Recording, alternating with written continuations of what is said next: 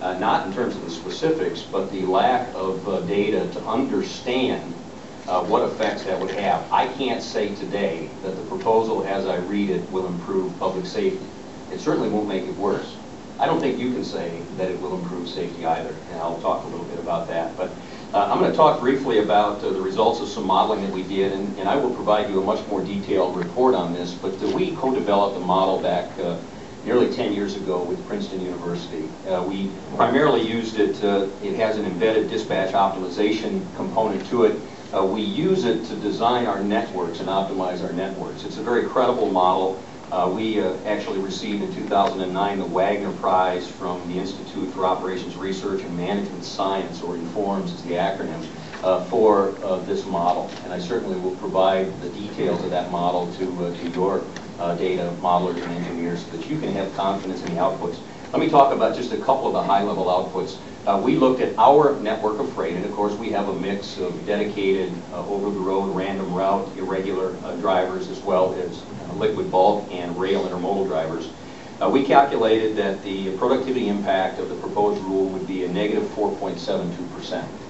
So that's a number I can provide you the details on. Interesting and consistent with what Dave talked about, so we also can model a driver time at home and the frequency that they can be home, and we found under the current proposal, and this is a learning model under several iterations, we would get drivers home 25% less than we do today. Interesting, as we looked at the productivity impact, we would operate essentially, our baseline is at 501.7 miles.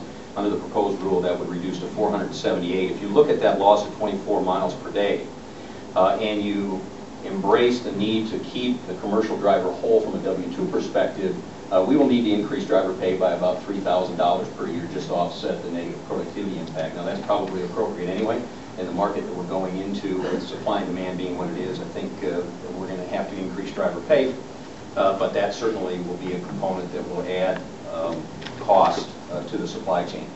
The most important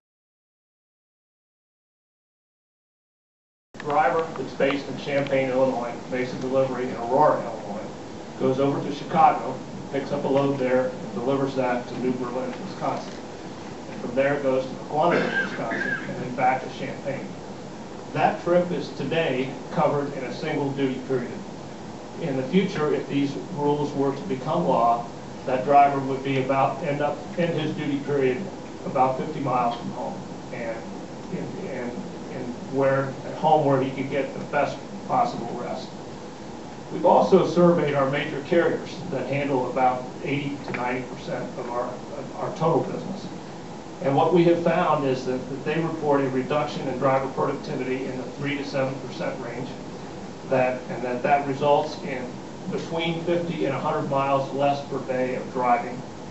And based upon that, in this 3 to 7% loss of productivity, we believe that could well contribute to a 1 to 3% increase in the total cost of transportation, which is the most expensive part of our supply chain, and in fact many supply chains, we believe.